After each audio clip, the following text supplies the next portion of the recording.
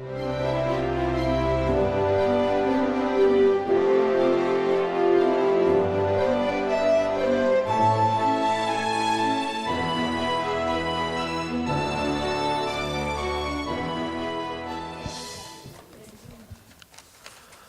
and gentlemen, welcome to the Richard Nixon Presidential Library. I'm Jonathan Mavroidis with the Richard Nixon Foundation. Before we introduce our special guests for today, I just wanted to let you all know that down the hall there's a exhibit that commemorates the 50th anniversary of the 1968 election. It's called Vote Like Your Whole World Depended on It. It's about the tumultuous year, the waves of social change, and amidst all that, Richard Nixon was elected President of the United States. So it's only going to be up for a probably about another week or so, so I urge you all to check it out. Now on to our distinguished speaker this afternoon. C.J. Chivers is a writer and investigative reporter with the New York Times Magazine and Investigations Desk. His Pulitzer Prize winning cover story of the magazine in 2016 led to the release from an Illinois prison of an Afghan war veteran who suffered from post-traumatic stress disorder. Mr. Chivers started his career as a Marine Corps infantry veteran of the Persian Gulf War, and he also had peacekeeping duties during the Los Angeles riots in 1992 before transitioning to journalism in 1994. He joined the New York Times in 1993 and worked for the New York City Police Bureau through the attacks of the World Trade Center in 2001.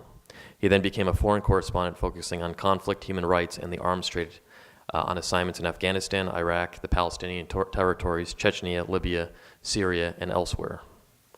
He's author of The Gun, a history of automatic weapons and the consequences of their mass distribution seen through the development of the AK-47.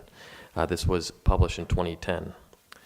He's reported in Afghanistan and Iraq, as I mentioned earlier, and he's captured these stories of not only war, but the human sufferings in them.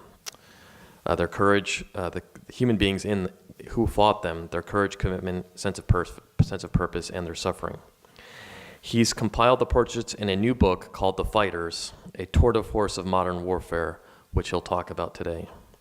Men's Journal calls it a must-read book, and which The Fighters will stand as an essential record of Americans in combat in the years following September 11th. The program is moderated by Greg Daddis. Gregory Daddis is an associate professor of history and director of Chapman's MA program in War and Society. He joined the history department in the summer of 2015 after serving as the chief of the American History Division in the Department of History at the United States Military Academy at West Point. He's a retired U.S. Army colonel, and he served in both Operations Desert Storm and Iraqi Freedom. Dr. Daddis specializes in the history of the Vietnam Wars and the Cold War era. Together with the War and Society program and Greg's leadership, the Nixon Foundation has created a fellowship program which funds a State Department Foreign Service officer and military officer to study at Chapman yearly and conduct their master's thesis research in the Nixon Library's archives with the goal of taking the important historical information back to policy practice. We are very proud to have this partnership with Professor Daddis. Ladies and gentlemen, with that, I give you our distinguished speaker today, C.J. Chivers and Professor Greg Daddis.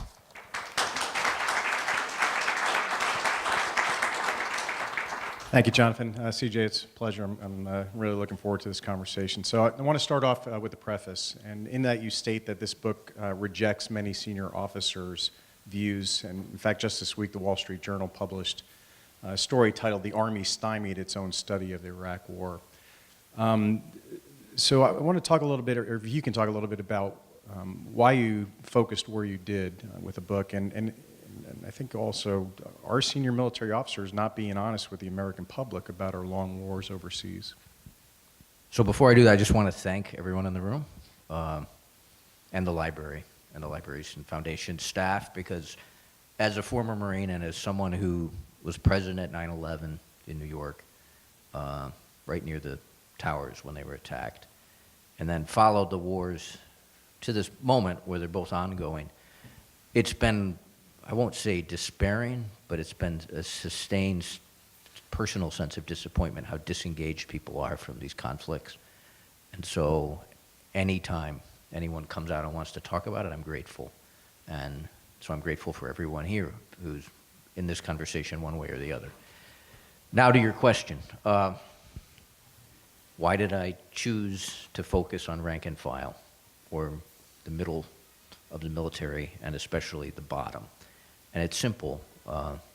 As someone who's spent my whole life basically in or around or studying organized violence, I think too much of our discourse about war comes from and happens around generals, not sergeants, who actually fight the war, or the wars in this case. And my view has been that it's the sergeants and the people who stand near or work with sergeants, the privates first class, the specialists, the lance corporals, the warrant officers in the helicopters, the young lieutenants, and slightly older captains who actually have to apply the policy to the day-to-day activity of the war, that they're underrepresented.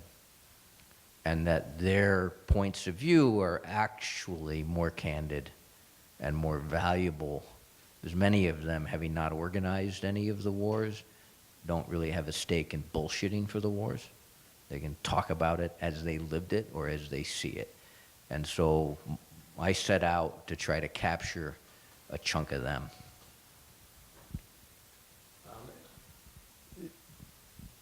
I guess to follow up, do you feel then that senior military officers have not been all that honest with the American public in terms of the progress that we're making in these long wars?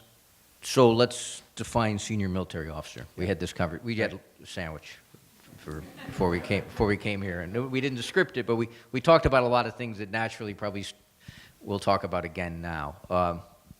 So a lot of people think a colonel or a lieutenant colonel is a senior military officer. Yeah, sort of. You know, kind of like a bus driver is a senior motorist. You know? I mean, you got to stay when you're a bus driver, you got to stay on your route. And when you're a colonel, you're given a box and you stay in your box, and you're given a calendar and you live in your calendar, and you're given a set number of people and weapons and rules, and you live as best you can within them. And you don't actually have as much control over things as you might be inclined to think as an outsider. And the colonels, it happens, that we have now, because we're talking about 17 years of war, the colonels we have now were like not colonels when it started. They were kids. And so, no, I don't think a lot of them have been dishonest. I think that the current cadre of colonels lived through this, and many of them are very, very reflective. Now let's jump up to what I mean when I say senior military officers. The cadre of generals and the political appointees who work with generals in shaping our strategy and defining our operations and our doctrine, yeah, I think they haven't been honest with themselves or with the people. And I think there's a lot of natural reasons for that, including that having lived at the bottom ranks in my own brief military career, and then having communed with people in the bottom of the pyramid across these past 2 decades, I mean, we would routinely watch information get polished and sent upstairs. I mean, generals kind of live in a bubble, not entirely of their own making. They're often not given a real clear picture. But no, I think that, I mean, honesty is a tough word because the opposite connotes dishonesty. But why don't we say an absence of candor and a disconnection from reality, I think, informs the senior leadership class.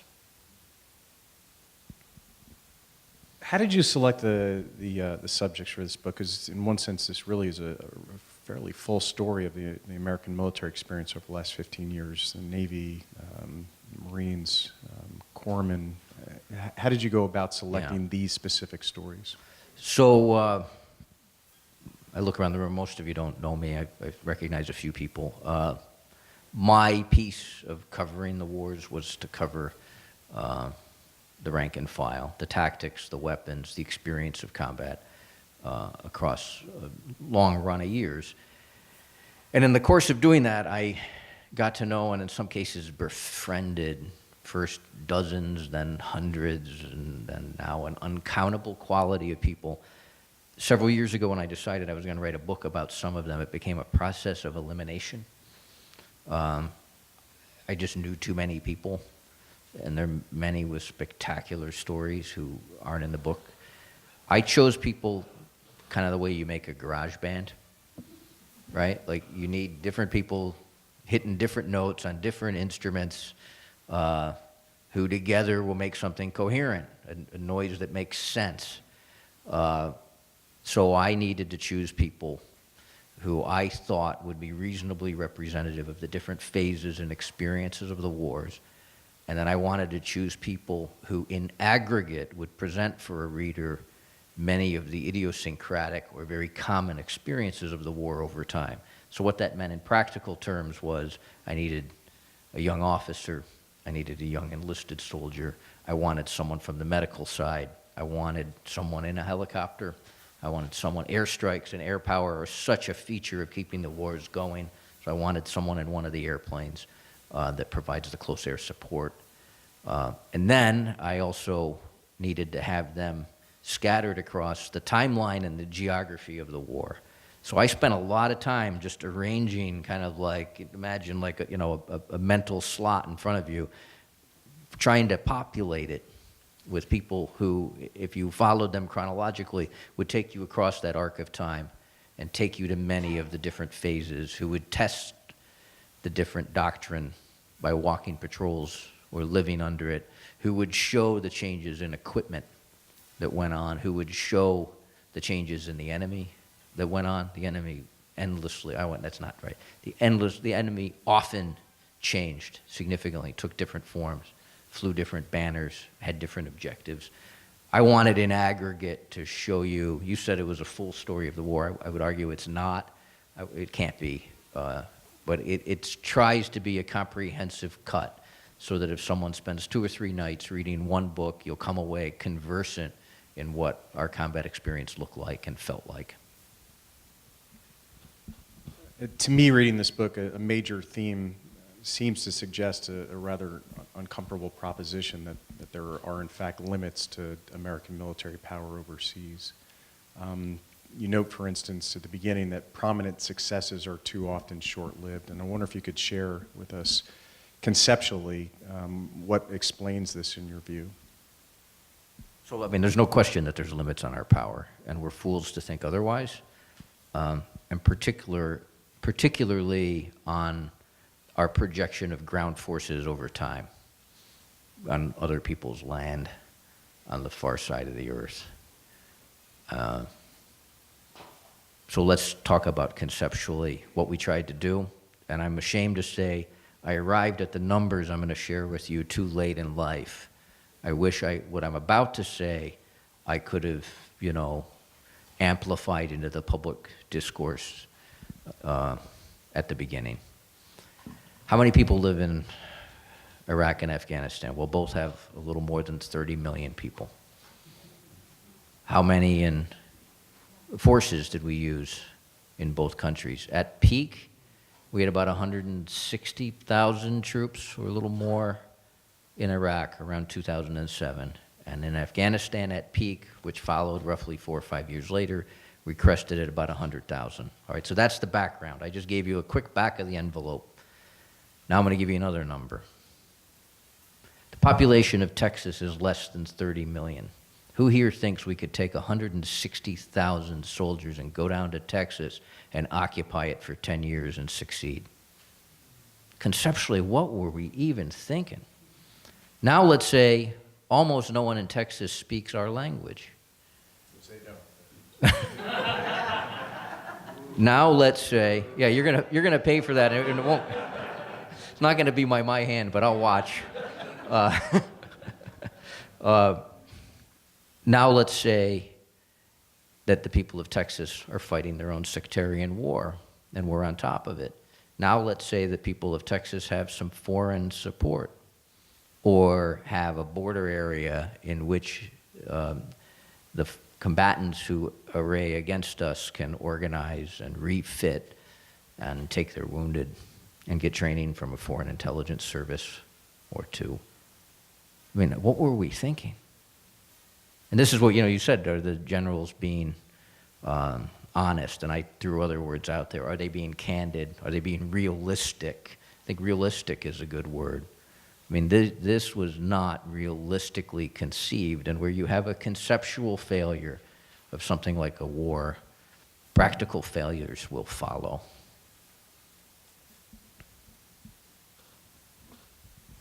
Why do you think then we continue to place so much faith in the use of military force? I mean, given these experiences over the last 15 to 18 years, it doesn't seem to have shaken our faith in the capacity of military force. In some instances, even the assumption holds that military force can be socially transformative abroad if we just have the right general with the right strategy and the right resources. So it doesn't seem, at least from the higher level echelons, that faith in military power to achieve our political objectives has been shaken all that much, has it? Well, I think we've come to realize occupation's over, right? We're not trying to do large-scale occupation anymore. You can't. I mean, occupation in practical terms, what it looks like is you go into an area and you establish a bunch of outposts and you walk in circles or triangle around the outposts and try to keep them resupplied. And in this day and age, the way the world is materially organized with the proliferation of small infantry weapons and the mass transfer of bomb-making technology and skill, you can probably go occupy a place for a few months before it gets really, really ugly around you. And I think we have figured that out, although we're not articulating it. What you seem to be asking, and let me try to answer it this way, why are there not checks and balances on our military thinking and our military ambitions? I have an answer for that, and since many of the people in the room are older than me, I think you'll relate to it. We really, really messed up in our national military policy when we did away with the draft. And I'm going to make an argument that maybe not be what you expect or you typically hear. I don't say that because I think there's anything wrong with America's youth. I hate that argument. Generational politics don't work. You can't sell generational politics to me, and certainly not about our youth now, because we watched the so-called millennials, who it's like a national sport to make fun of. We watched them show up and fight these wars, and they fought them pretty well at the tactical level, and they didn't have to be there. So you won't ever hear me criticize along generational lines one American generation or another, and certainly not the young generation we have now. So no, I don't think we need to draft to stiffen the spine of our youth. That's a bullshit argument. We need a draft. I mean, not say need, because we're never going to have a draft. You have as much chance of having a draft again in this country as you have growing tomatoes on the dark side of the moon. We're not going to do it. We would have a different war policy with a draft. And a draft would spur that for a very simple reason. It would create national engagement. Right now, the all-volunteer force sent about 3 million people to Iraq and Afghanistan in these wars. What's our population in the country? More than 300 million. So do the math. Less than 1% of it. We've been fighting wars for almost 20 years with 1% of the population. Our fighting class is completely disconnected from our population. No, that's not fair. Not completely. Largely, as a prevailing political matter, our fighting class is disconnected from our political decision-making.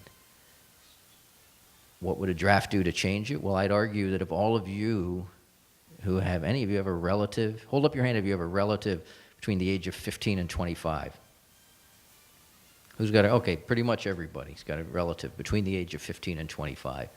If you had to worry about those relatives being drafted to go fight in Iraq or Afghanistan, I bet you'd be paying attention to these wars, right? We would not have the popular disengagement that we have. We have an incredible popular disengagement from the wars. I mean, and I think that the draft would create the checks and balances that we need to have, to go back to your question, a policy that was more realistic and less driven by legend and myth and slogan. One more conceptual question, if I can. You quote one of the soldiers in the book, Soto, who says that the Hearts and Minds campaign, quoting him, had little chance. I wonder if you could share your thoughts on the efficacy now of counterinsurgency, which was so highly touted by generals like David Petraeus. So I was never on the counterinsurgency bus, so you should know that. But you should also know, and we probably should have like a product warning label that I like wear like a pack of cigarettes. I'm a skeptic and even a pessimist, so I take a dark view of a lot of things. So just put that in your filter as I say what I'm about to say. How is counterinsurgency going to work? Think about it. Counterinsurgency organized by a bunch of people who look like me but are a third my age, who don't speak the language in the area that they're occupying. Under a policy by Petraeus and Mattis that was circulated that was ahistoric. It looked at and focused on a certain set of examples, like the counterinsurgency actions in Malaysia, and it left out, what's that? It's so historically.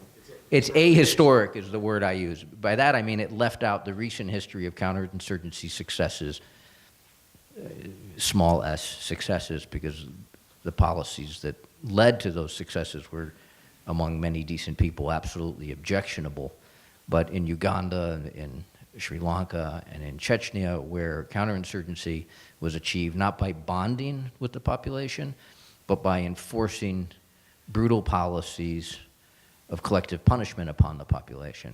And somehow we left all that out, and we told our sergeants and corporals, go down into these villages and try to get to know the people and protect them, which is kind of a euphemism unto itself, and we will effectively win them over to the extent that we can help usher in a local government, our proxies, to bring a new way to these places. I mean, show me where it worked. It largely failed across the board. And conceptually, I don't see how it could have been otherwise. Both with the troop strength numbers we had, we had far too few people to try it. And the timeline we had, I mean, this isn't something, you're not going to reorder a foreign society in 4 years. I mean, what are you smoking? You know, like, you're not going to do it. Like, it just, nothing about it made much sense. And yet, because of this popular disengagement we have, no one challenged it. I mean, counterinsurgency to me was going into meetings and watching a senior person talk and a bunch of people one rank down nod their head and say, yes, sir. I mean, it was intellectual poison. Yeah, and it's interesting. You've got this, I think, brilliant line early on where you talk about the difference between physical proximity and social distance, which I think really cuts at the heart of the criticisms of counterinsurgency. And it's interesting. In a sense, you kind of mirrored one of the criticisms from actually a counterinsurgency advocate, David Kilcullen, who you said that the American presence alone was a fuel for the insurgency. And Kilcullen actually talks about if you think about the larger population as a political body, that these foreign forces are actually an infection in the political body that automatically cause an antibody to focus in to get that foreign force out.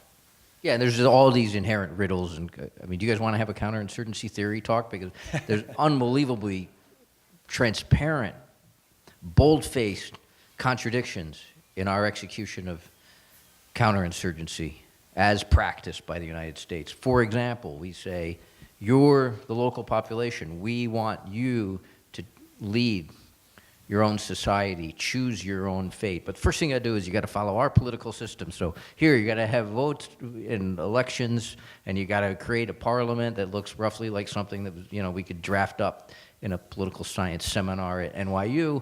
And we'd also like you to do away with a whole bunch of your traditions and local economy that we find objectionable, but do it your way. I mean, or poppy eradication. I mean, a lot of our planning looks good on paper and is hard to argue with morally and in theory. It would be better if opium poppy was not produced in mass in the low-lying agricultural areas of Afghanistan. I get that. And if I could make a wish list, I'd put that on it. But in practical terms, this is an entrenched local economy with entrenched local interests. And you go down there and try to change anyone's economy. I mean, we tried this with prohibition in our country, right? We gave up. It was too hard. You're not going to do it in Afghanistan either. the surest way to get in a huge gunfight in Afghanistan was to go try to set someone's poppy fields on fire.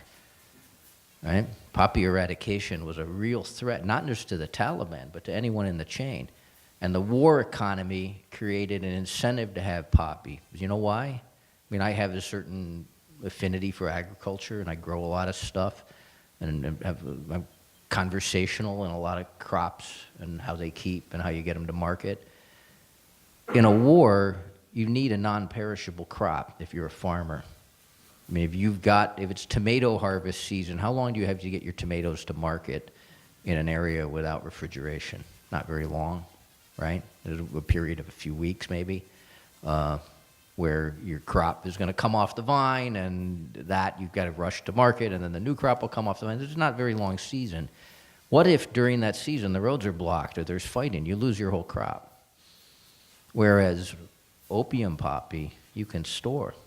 You can harvest this stuff, and you can store it, and you can sell it in 2 years, right? It works really well as an economic engine in an area where there's instability, where there's not even basic security on the roads. I mean, people aren't going to grow anything that they can't keep. And poppy also is worth a lot more money than pomegranates, you know?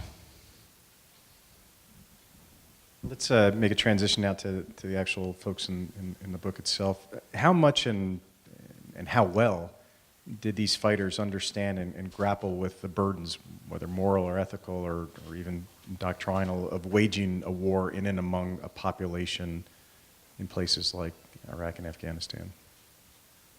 In real time? Actually, if we can do both, right, in real time and then after coming home. I mean, troops deal with the circumstances that they're put in, right?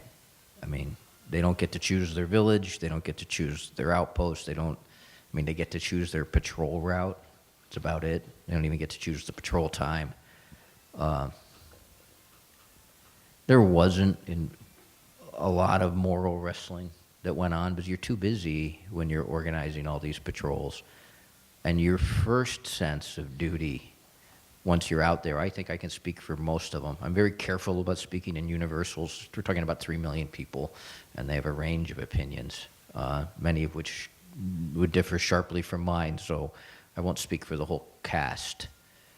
But I would say, in the main, people's prevailing first duty once they got there was to take care of their people on their left and the right. To take care of the people in their squad and their platoon. It's just a basic human thing, to look out for your group. And that occluded a lot of moral considerations. That's not to say they behaved immorally. It's just to say that a lot of their bandwidth is consumed by staying alive, giving a good personal account of yourself, fulfilling what's on your operations calendar, doing your patrols, going out on the larger ops when they happened, which tended to be pretty intermittent for the conventional units. Getting a little sleep, standing post, burning barrels of shit. I mean, there's all this stuff you got to do, and you can't, at the end of the day, have done it all, so there's not a lot of time for theoretical thinking. And that's in real time, across the tour. Then you add in emotion. I just talked only entirely about practicalities and a little bit about emotion, the commitment and the love for the people around you that informs your overall thinking and how you organize your day and you organize each walk. But there's other emotions that creep in pretty quickly. You know, when you're told you're here to protect the village, but every time you go into the village, kids throw rocks at you, or you walk through the market and people go like this, which was pretty common in some places, or worse, you know, you get sniped or shot or hit with an IED, and this happens over the course of time. Emotions creep into it. You begin to doubt what your government has you doing. You begin, if you did not already, to have a deep-seated distrust, and maybe worse, for the people you're told to protect. I mean, it's very, very easy to disrupt American counterinsurgency. Just kill a few Americans. They're not going to be nice the next time they walk into your village. So I don't think the moral piece or the moral theorizing was a big part of people's daily thinking. Yeah. Later, over time, it depends on the person. Yeah. Some people have come back and carry a heavy moral burden and a lot of regrets. And, you know, I know other people who could throw, you know, a grenade through a window of a home they thought was occupied and walk right in and eat a chili dog. You know, it's a range. So I've got to be very careful about generalizing on that. Some people I know suffer a lot of doubt and moral regret, and other people don't. You note for those on the ground, like Dustin Kirby, who figures prominently in the book, that they didn't, in your words, quite grasp the overall mission.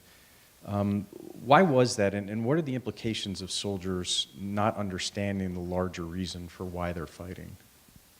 Well, the mission was very hard to measure, so it's hard to understand things you can't measure or see, right? So if you're told, you know, here's a chunk of a map. In this case, it was called AO, Operations Area Red Wolf, and it had a few roads through it, but otherwise it was a set of small cities or even villages and hamlets, and then this crisscrossed array of irrigation canals that were used in turn to put water on the fields, which made crops grow, not just annual crops, but perennial trees. There were orange groves and date palm groves in the mix. So this was actually, you think of Iraq as a desert, but where Doc Kirby was working, it was actually pretty thickly vegetated and very, very difficult to move through, because you'd go 200 yards and there'd be a canal, right? And you're wearing body armor and the canal's 6 feet deep, so you figure out you're not going across that canal, at least not quickly.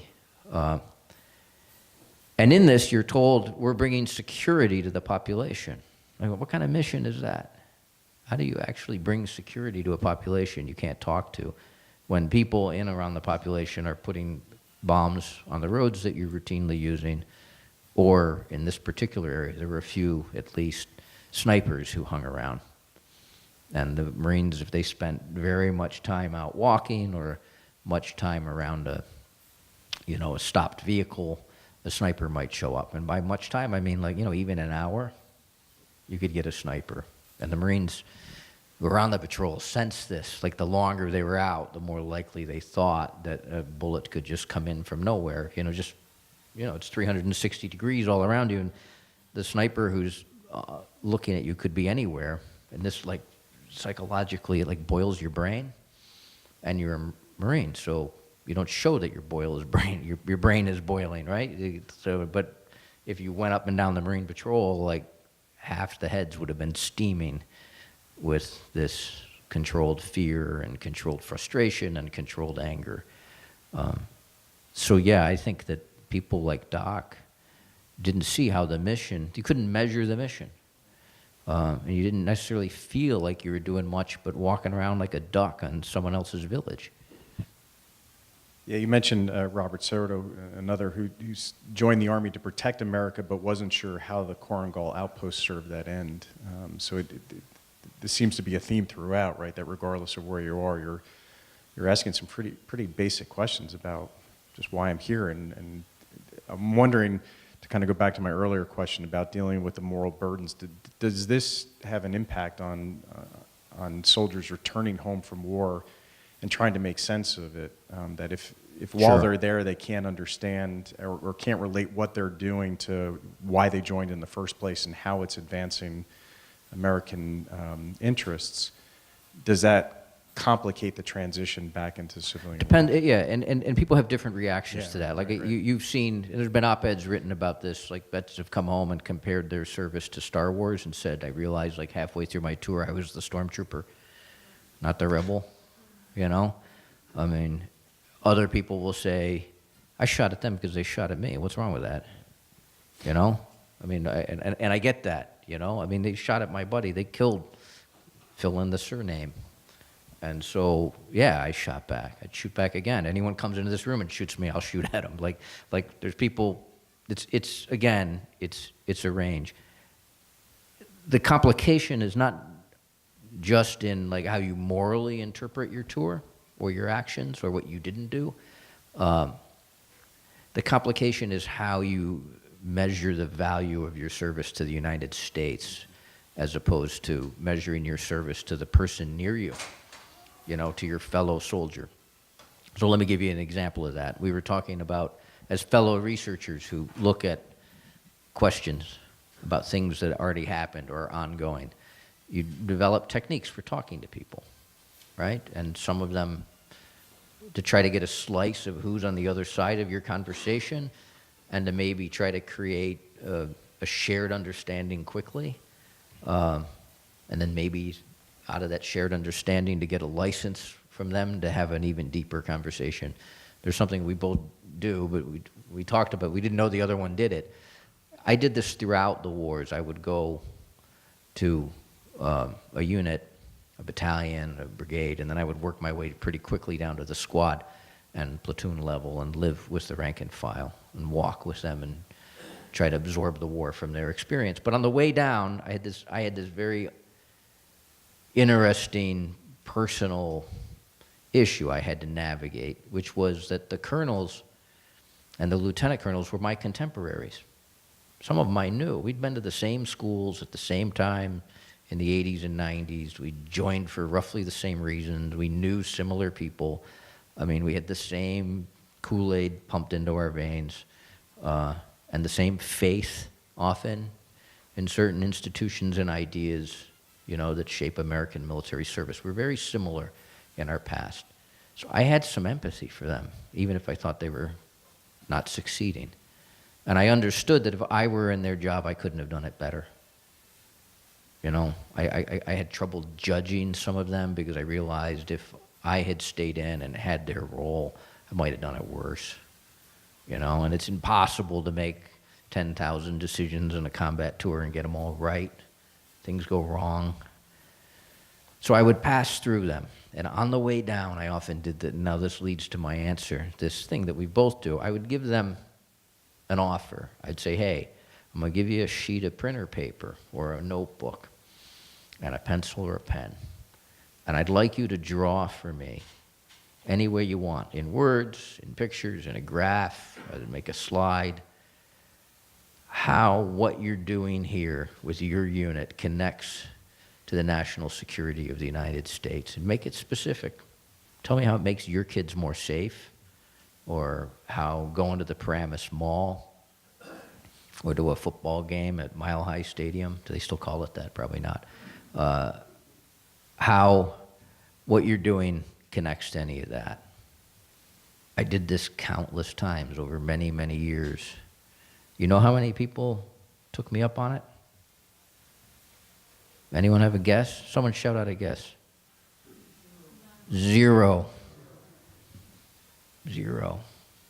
You know how deflating that is? So you get into the thing which is the title of the Soto chapter. We're here because we're here. What a sorrow.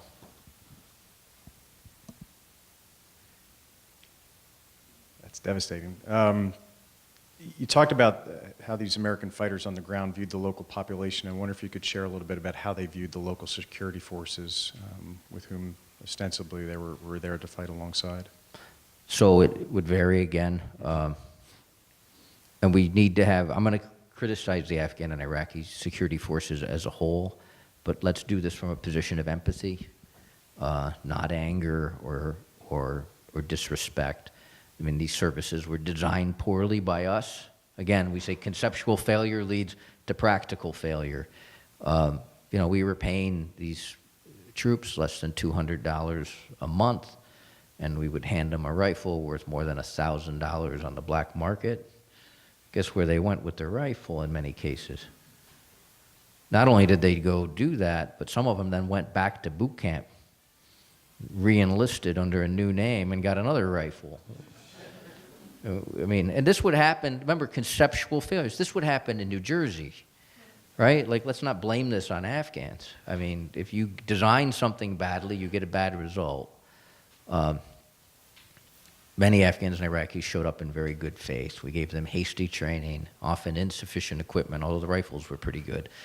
And we treated them to a medical system that can only be described as a caste. You know, if we were walking side by side with Afghan patrol and an American was wounded and an Afghan was wounded, they went to different hospitals. One was extraordinary, NATO trauma center, with the best, you know, battlefield trauma practices that have ever existed, immediately applied to the patient as he or she came in. And the other was down, like one example I give you was called Camp Hero. It was a hospital. The medics who dropped off the Afghans there called it Camp Zero. That was the survival rate. I mean, these, talk about moral failures. I mean, this is by design. Doesn't, I mean, if you're the guy who, if he gets shot, is going to go to Camp Zero, what do you think about this whole show? So the forces didn't work out that well. But there were other conceptual problems. We tried to make several 100,000 former foreign troops who we couldn't really talk to in a few years. You can't do that. You can't make an army in a few years. It's harder than that. That said, there are some people who will speak highly of their association with the Afghan and Iraqi forces, and for good reason, which is because the Iraqis and the Afghans who showed up were people, and many of them were really good people and very competent people, and many of them succeeded and became, on their own, even with minimal training, even with all these failures, they became effective combatants. And what did we do? We skimmed a lot of the really good ones out and put them with our special forces or CIA and created commando units. So these were the cadre of people who could have made the Afghan and Iraqi army and police forces much better. They were your NCO and officer material, the people who we could have, the nucleus of what could have been a much stronger force, and we routinely recruited out of it and put them with our elite units, which I understood our elite units wanted to have good troops with them. And the people I know, many of them who worked in some of those units, do speak highly of the Afghans and Iraqis they worked with, because they got to work with the proven product, and they often, those units succeeded and performed much differently than the larger set.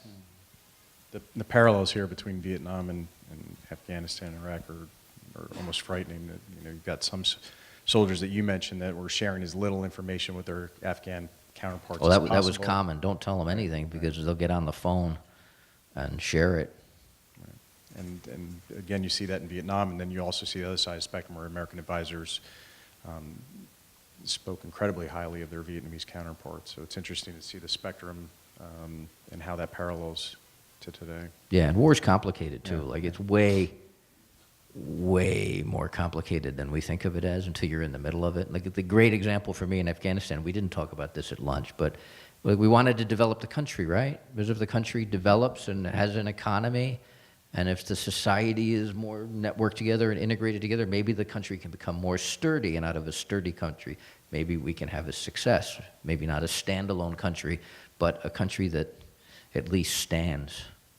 So we helped them very early on have a cell phone network.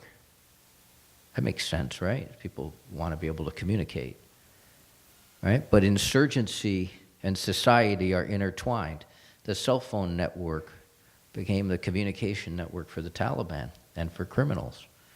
The country became much less safe for foreign forces after that because they could, people went down the roads and convoys would call from village to village, intersection to intersection, the location of the Americans.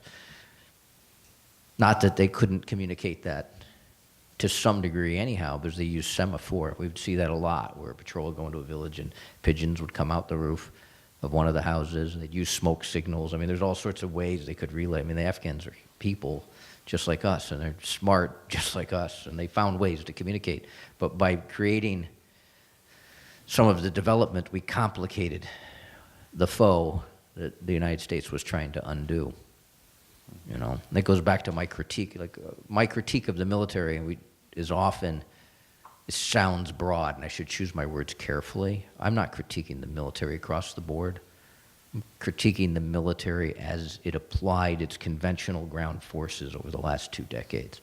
I'm not talking about the submarine fleet. I'm not talking about strategic defenses. I'm not talking about the Navy, really. I'm talking about how we used our grunts, our conventionals. And it was, having been a grunt, having been a conventional, I understand that I was not your solution to a complicated problem. And these wars got really, really complicated. I'm going to try and ask this as carefully as I can, and I'm probably going to mess it up, but I'll try it anyway. To me, when I read this book, it's a very honest portrayal, I think, of soldiers. I think it's compassionate. I don't think it leaves you with a sense it's, you should feel sorry for these soldiers. I don't think you're victimizing them in any way. So my reading of it was a very honest portrayal. But it was also one that, to me, that seemed to contest this assumption that, a long-standing assumption, if not myth, that war turns boys into men and makes heroes out of these young men. For example, you note that Dustin Kirby said that college was no path for a hero.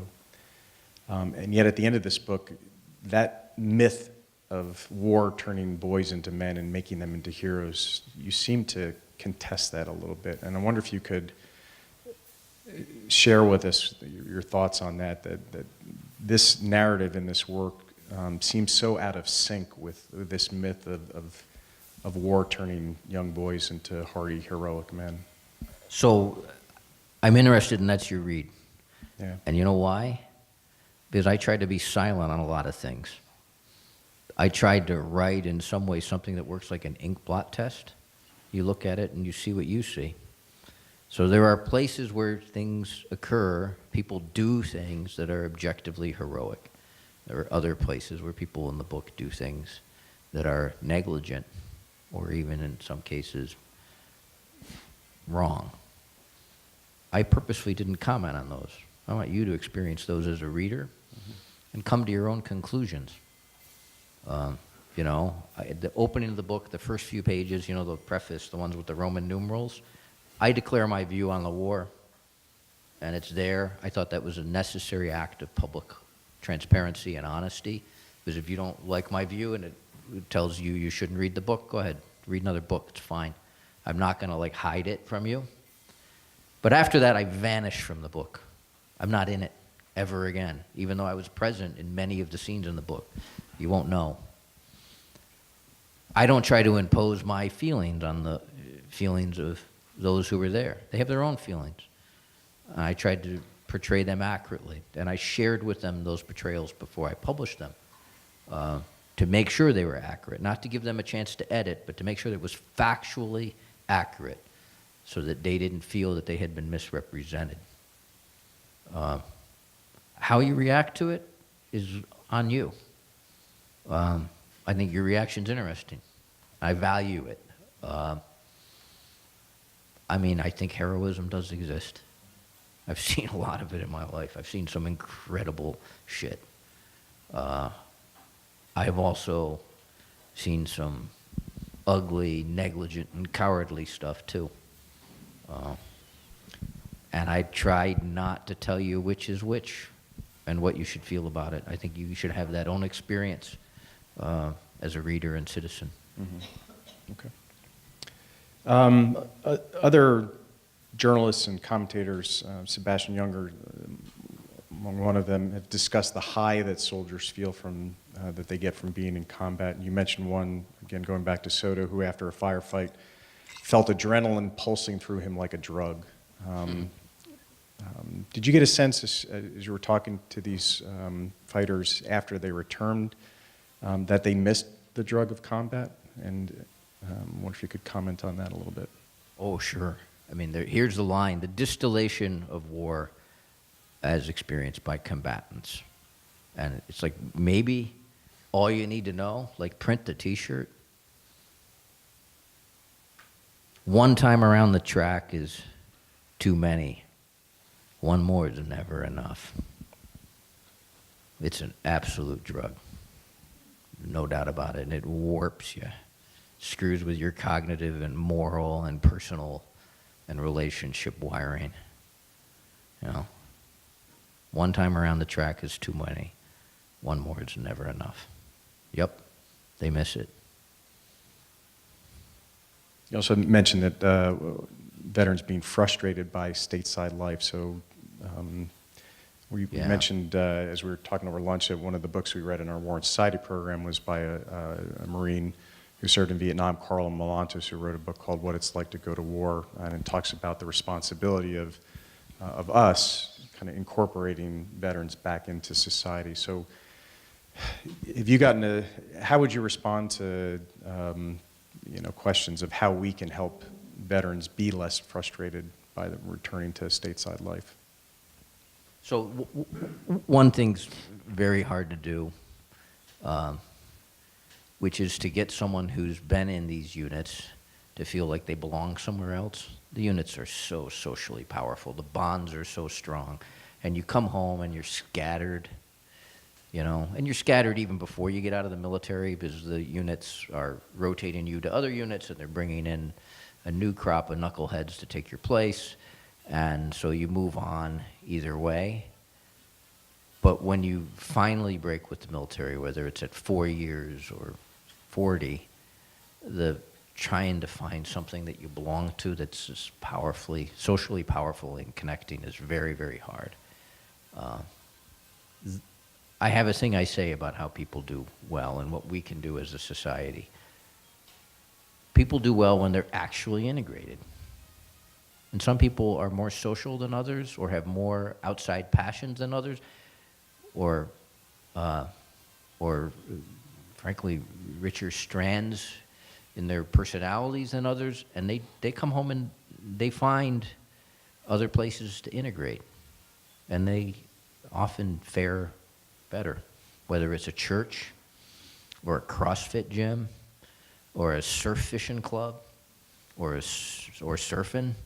There's all these little subsets and societies and cliques and niches in American life, and those who come home and get into some of those, as long as it's not a bar, they tend to do better. And then the second part of this, and this is the real thing, and it surprises people when I say it, the biggest, though, ingredient, and you can see it in the book, for who succeeds in feeling better in their post-war life, is love. Love is what brings people home. That's it.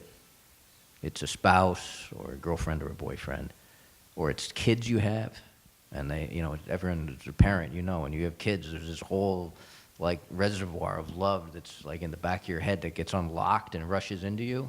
It's really healthy. That helps a lot of people. But love is the main thing. And the people who struggle with love, and that's not a knock, we're humans. Many of us struggle with love. You don't find the right partner, or you don't feel that social, or you're shy, or whatever. The people who don't find as much love often have a tougher run of years. And the people who do well among us, my experience is most of them have or find or create strong families. And that's what... Self-proclaimed skeptic. Love is the answer. I think you've got to reconsider that you're a skeptic. What's that? I said, you're a self-proclaimed skeptic, and yet you're saying love is the answer. Oh, I'm not a skeptic about communities. I'm a skeptic about policy and the way the military has handled itself these last few years. Absolutely. But I don't knock community. Let me just You may get have a couple a more, question. and then we'll turn it over to Ed. Do we do the wrong thing in combating ISIS? Didn't lose very many men on that. So I love this question because I get asked it a lot. ISIS did not exist until we invaded Iraq. So it's our fault. No, It's our fault. ISIS is a consequence. It incubated, hatched, and spread out of Iraq in a war that was supposed to prevent exactly that type of crime. How we contain it, should it be contained? No, I don't say it's the wrong thing to contain ISIS. but I don't think we can really pat ourselves on the back for containing something that didn't exist until we invaded. That's where I come down on ISIS. I do not, and we talk about the military and the different lanes, how we cut up the pieces. You've heard my criticisms at length about the use of the conventional ground force. ISIS and forces like it, including Al-Qaeda, where there is a global interest in containing, not just containing the violence, but bringing to the justice the people who organize or participate in that violence. That's a counterterrorism mission, principally in my mind, for a combination, like a full array of national tools, intelligence tools, law enforcement tools, diplomatic tools, and of course, military tools. The military piece, though, is more CT. You don't hear me criticizing. In this speech, I have not criticized the idea of CT platforms to stop counterterrorism platforms to stop and roll back terrorism. That's a different argument than the one I'm making. But I do think when we talk about ISIS, we got to be a little careful about high-fiving something that did not exist until we occupied the Sunni Badlands of Iraq. One more question on civil-military relations, if you will. Navy pilot Lane McDowell features heavily in the book, and he reacts viscerally, I think, to the band, the Dixie Chicks, who spoke out against the war in Iraq. I would argue probably 3 to 6 months too early. If they just waited a little bit, they probably wouldn't have come under so much condemnation. But he writes a letter to his local radio station. That letter goes viral about why he was returning all of his Dixie Chicks CDs and cassettes. And in the letter, he calls directly out to the band's leader, saying that he would continue to risk his life to guarantee your freedoms. What will you do to deserve it? And in terms of civil-military relations, this to me seemed a bit troubling. So I wonder if you could share your thoughts and whether you see any implications of those in the military defining expectations for civilian behavior, especially when it comes to protesting war. I think the people who show up and serve and volunteer for these services have every right to question the population, just like the population questions them. So I'm not troubled by service members who are angry by protests or who are angered by the Dixie Chicks. I mean, to do that, to say, no, Lane, you have to think like I do, or you need to respect their rights to the extent that you don't execute your own, I don't buy that. I was okay with what Lane did. I thought it was probably valuable to push back. The pushback to me seems valuable and I mean, I think you could argue natural, maybe even necessary. Visceral. It was certainly visceral in his case. Right. I mean, But when he's saying you have to deserve what I'm doing for you, that seems to be a bit troubling, no? That you have to deserve, that I'm going to fight for your freedoms, and then you have to act in a certain way to deserve what I'm giving you. it has, to a certain degree, it's aspirational. I mean, but it's also kind of hopeful. Yeah. You know, I mean, I would like people to be engaged in these wars. And that doesn't mean they're always going to be engaged in a way that agrees with mine, my point of view. So, I mean, those who serve should serve humbly. But it doesn't mean you have to serve silently, Right. you know? And so I get that there will be different views in the military ranks about what it's like to be protested or what it's like to have an anti-war movement. But I also, you know, I'm the son of a Vietnam vet. My brother was a Marine. I can trace family members back to a photograph of a relative from generations gone by with a gas whistle on his uniform in World War I. I mean, my family has showed up. We serve. I don't think that gives me more right to speak than anybody else. But it certainly has meant the kitchen conversations of my life have been generally pro-military. And at the same time kind of anti-government, because the military often feels sort of misused by the government, but still proud of itself and that people service.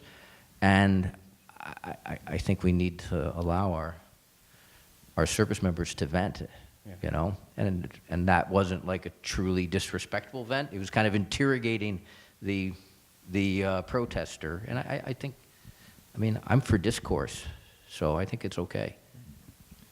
All right, one last question from me, and then I'd like to turn it over to the audience. You know at the end of the book that many of them, the subjects, were trying to grasp the meaning of their combat tours, had it been worth it, had they helped. At the end of the day, how did these fighters in this book answer these pretty significant and basic questions? How many veterans of the recent wars are there in the room here? Hold up your hand. Yeah, so there's probably 7 or 8 hands went up. My guess is there's probably at least 4 or 5 different points of view in the room on that. And my guess is your points of view have evolved over time, right? I say this a lot, but it depends. I mean, you served in Ramadi, right? So what was it like when you watched Ramadi go black flag after you left? And then what was it like when you watched the follow-on forces turn most of Ramadi to rubble? Right? Like, you don't have to answer, but at those moments when you watched that, you probably had a set of feelings that weren't available to you 2 or 3 years before, because the places where people served change, and people's war terrain can be very, very intimate. Some people spent their whole tour in a little box, you know, a few miles across. That's what they knew, and they follow that. There's a whole generation. I mean, we live in the age of Google Maps, right, and Wikimapia. I can't tell you how many people I know just go look at their old outposts. Have you done it? Yeah. I mean, they look at their old outposts. They watch them get erased or reoccupied or changed. And they have different feelings over time. I think many of them question it.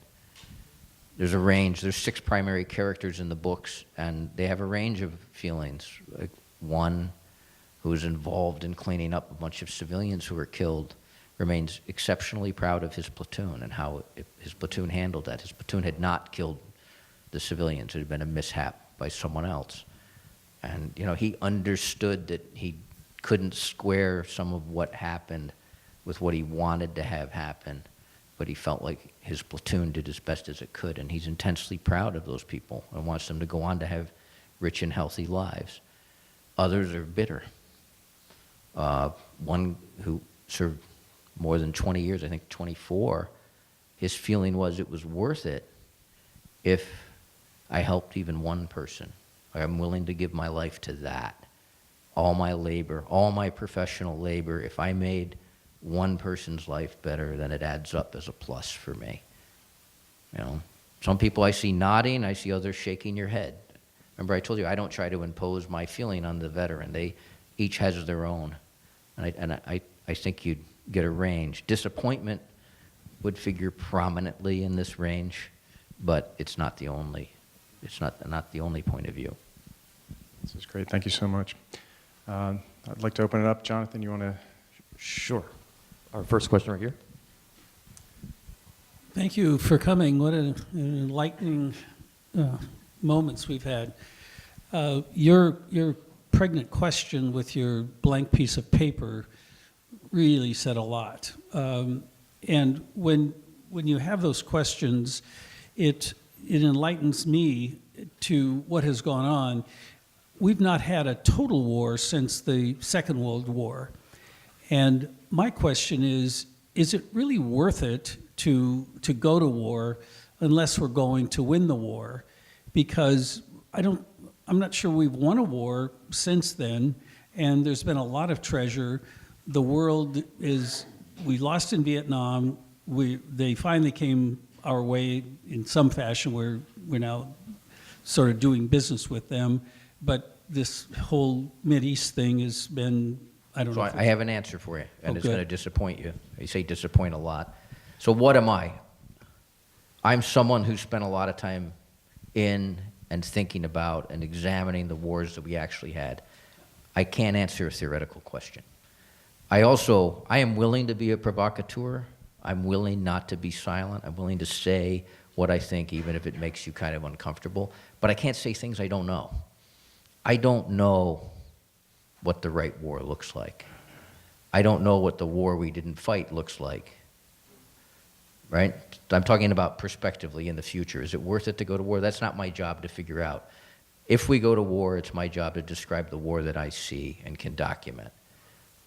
I don't know. I don't pretend to tell. I've never uttered a word to any president in public about what they should or should not do. Not the current president, not the two preceding presidents. We've had three who've presided over these wars.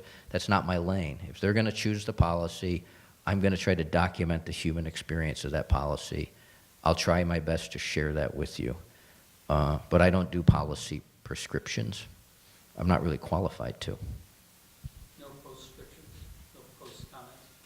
Well, I've just told you what I thought of the wars as they've been conceived and organized up to this point, but I can't tell you, like, you know, should we only go to war if there's a total war or not? I mean, the war in Iraq, our society largely now sees as a mistake, an optional war. The war in Afghanistan, after the World Trade Center was knocked over and the plane was flown into a field in Pennsylvania and another into the side of the Pentagon, there's a justification for that war, a national and moral justification.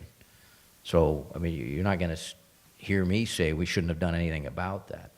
What we didn't work out as intended, but that's different than whether or not we should have gone. And should we have gone with total war? These, to me, become theoretical questions. I know what we did do. I know some of the contours of its disappointments. I can talk about that. I've got one. So it seems that a common thread throughout this discussion has been this idea that there is a inability to communicate, we have language issues, we have cultural issues, and cultural understanding issues. Like we've been fighting wars outside of Europe since Korea, and yet we still focus on European languages in school. We don't teach often comprehensive religious courses outside of Christianity. Is it American arrogance based on how we raise our children to then go to another country and say we're going to change things and make it work? I mean, I'm probably not qualified to answer that either, right? I mean, languages and cultures are good things to know.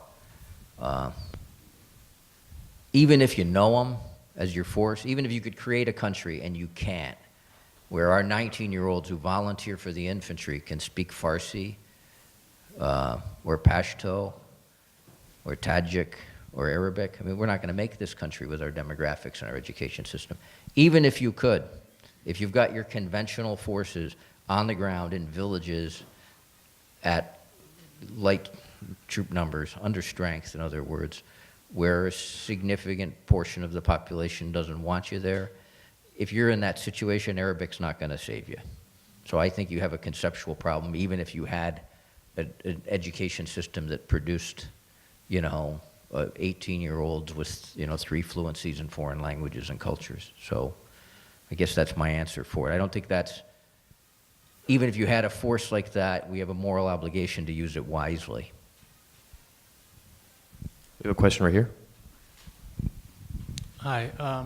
This election season, we're seeing a lot of veterans that are running for office for the first time. Mhm. And I wondered if you could comment on that in light of what you talked about earlier about when they're in combat, they don't have time to have moral objections and yet they're, anyway, I just thought, do you have any thoughts on that?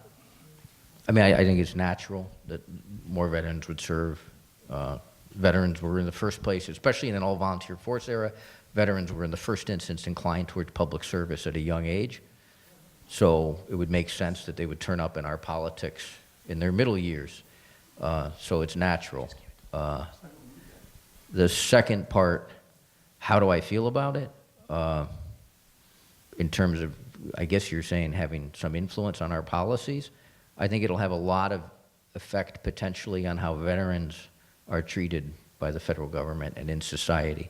I don't think it'll have much effect on our foreign policy because the wars are not really supervised by Congress the way we would ordinarily conceive of it in past generations. I mean, with the AUMF, we've authorized ongoing military force to the executive branch without as much congressional review.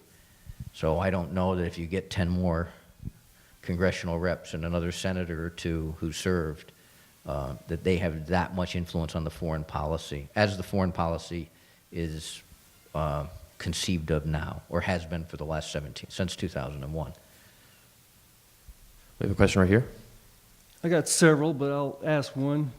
General Stanley McChrystal is going to come here next month. Most of what you were saying was along the lines of the way that we were led over there by our generals. Petraeus, you mentioned, I forget the other one. Do you have any questions for him?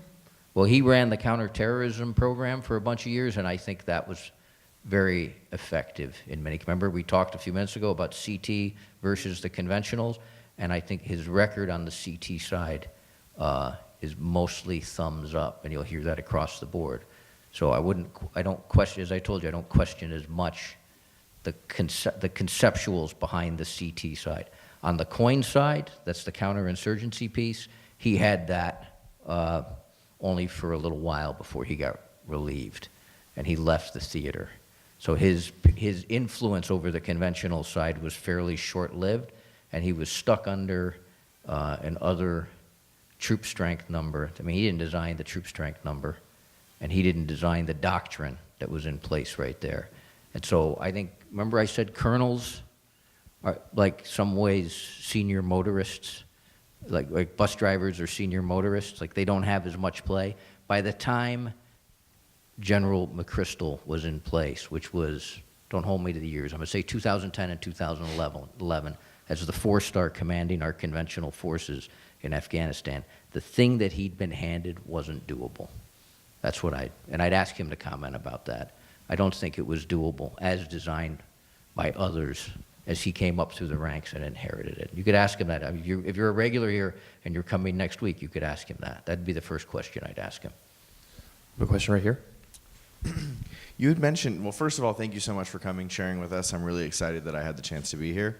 You had mentioned earlier that reinstituting the draft might be a way to reduce political apathy or disconnect with military engagement. Do you have any suggestions for feasible options, or even like just any ways at all to increase population engagement with military actions, maybe particularly with younger generations? I remember I told you I'm a pessimist and a skeptic. I mean, we know what people read and watch, right? Because there's market data on that, and you know, there is not that much interest in these stories and portrayals of the wars compared to other things, compared to entertainment, compared to sports, compared to politics. There's not that much engagement, and all of us who live in this lane have wondered how to get people engaged, and we haven't really succeeded at any length. I mean, I opened with thanking you because, you know, several dozen people in the room, and that's way better than zero. But people are not that engaged with it, and I don't know how to make them more so. We have a question right here. Hi, Chris. You might have discerned you got Brian's parents here. Quick question for you. If you were in a position to, it's a broad question, to influence government policy on the Middle East, and maybe specifically like Afghanistan, what would you recommend at this time? Well, it goes back to your question. I mean, the hive mind engagement. People ask me a lot, what would you do? And I say, I'm not qualified to tell you what I do.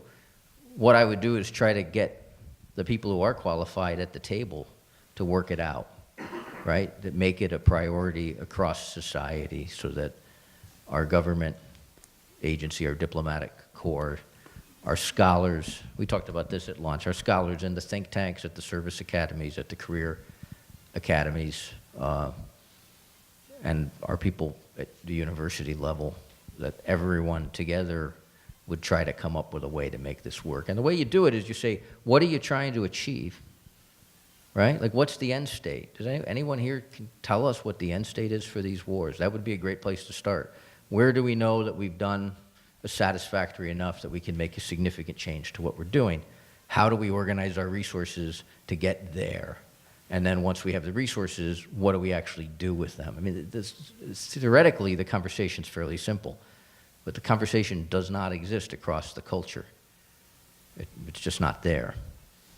So, and I don't pretend to be qualified to tell you how to win one of these wars, or win's the wrong verb. I don't pretend to be qualified how to get you to the satisfactory end. I would say a great start to this conversation would be, what is the satisfactory end, and who can we put at a table to work on it? We have a question right here. I was wondering, what do you think on the idea that terrorism And the fear of terrorism has played into society's disconnect from all these wars. So for me, growing up through this era and kind of just seeing my parents, and I would say we're pretty interested in, military overall, but there's still that disconnect I could sense, specifically getting into detail. But I sense growing up that it's preventing another 9/11 happening, therefore we trust what's going on over there without really diving into it directly. And I think that's can be said for a lot of America. Like, we're just trusting what we're doing, and that kind of creates a disconnect from the thing, fearing a 9/11 event. I mean, there's no question that national vigilance is necessary, right? I mean, any population has an interest in protecting itself, and if there's real threats, then you have to take real steps. So, yeah, of course, what happened at 9/11 and the possibility of something, a crime of that sort recurring, informs much of this, and it should. So, I mean, you asked me what I think of it. I think, my discussion is not anti-security. It's a critique of some of the things we did. It doesn't mean that the threat's not there. I want to remind everyone that The Fighters is available for purchase in the museum store, and CJ will sign copies after once this program ends. Please give both gentlemen a round of applause.